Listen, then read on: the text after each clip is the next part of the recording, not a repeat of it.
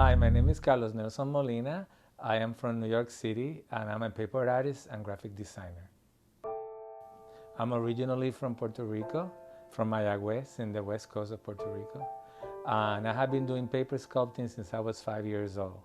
The first memory of doing paper sculpting I have was I will wake up in the middle of the night. I have never slept completely through the night.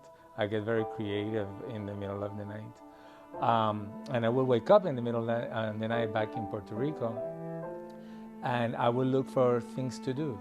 And the only thing that was always available was paper. Our parents raised us, my brother and I, with giving a lot of importance to education. And I remember we have to make these projects. So my mother kept a box out of old magazines. I remember Life magazines, Time magazine, newspapers, that will be our source for illustrations and information for our projects.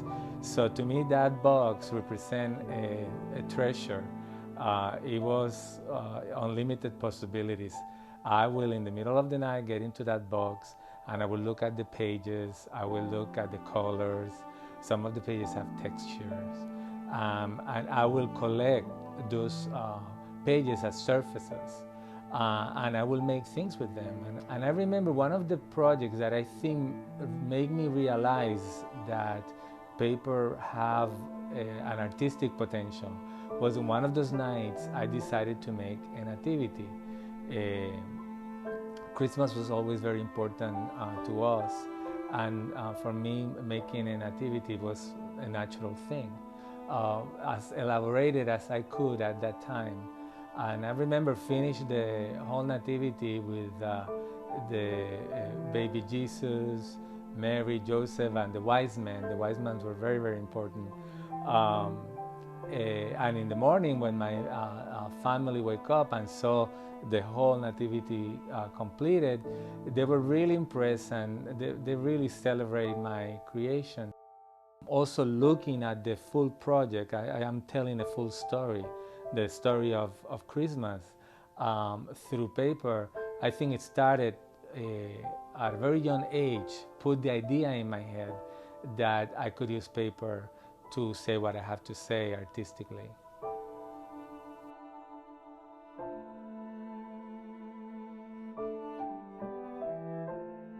So welcome to my working space. This is where all the magic happens. I do my graphic design here and my paper sculpting here. I think one of the reasons why I had continued working with paper is that I had always lived in a limited space. New York, it's famous for its small apartments. So one of the conveniences of paper for me is that it's not a dirty medium. You know, there's no brushes to clean, there's no acrylic or paint to get in anything, in your furniture, in your surfaces. You do a little vacuum and you take the paper and you're done. So to me, it's a very clean medium. Also, I mean, I love paper. The feel of paper on my hands is powerful. And I see things geometrically. Even when I draw, when I do design, what I try to do is to think about what I want to express plastically, what I want to create artistically, and divide it in geometrical spaces, geometrical forms. And by combining that geometrical forms, then I will create the complete piece. One of my most dear structures is the sphere. The spheres are very fascinating for me, and are fascinating for me because I question what can I do with a flat piece of paper. How can I make something that is round and still honor that flatness of the paper? And that's how I came with the concept of the sphere, the paper sphere, which is basically made out of a series of paper strips.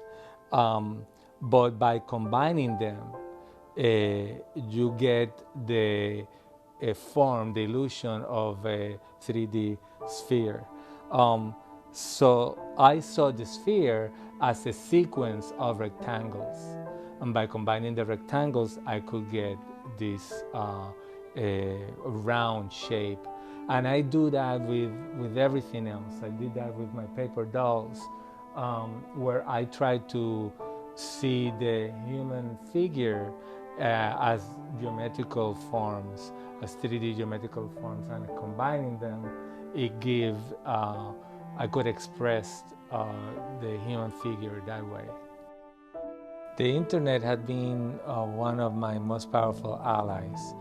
Uh, Once I created a website and I put some photos of my artwork, I was so surprised to see that people will actually find it.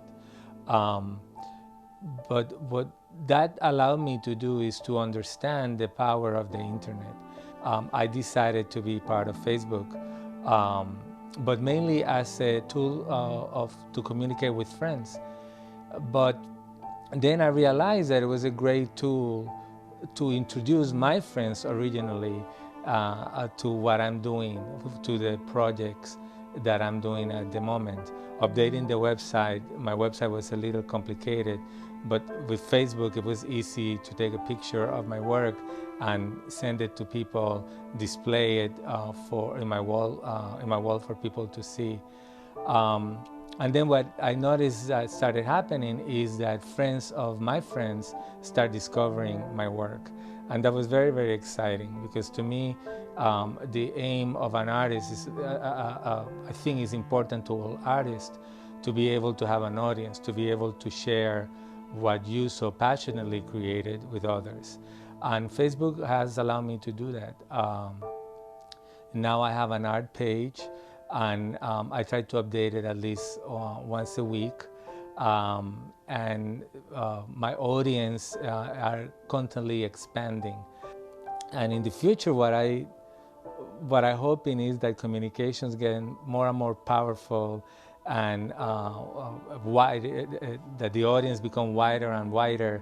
I cannot even imagine what will happen in the future, but I just want to make sure that I will be able to use that to my advantage, that I will be able to use every change and every improvement in communication as a way to let more people know what I'm doing, what's important to me, and to share my creations.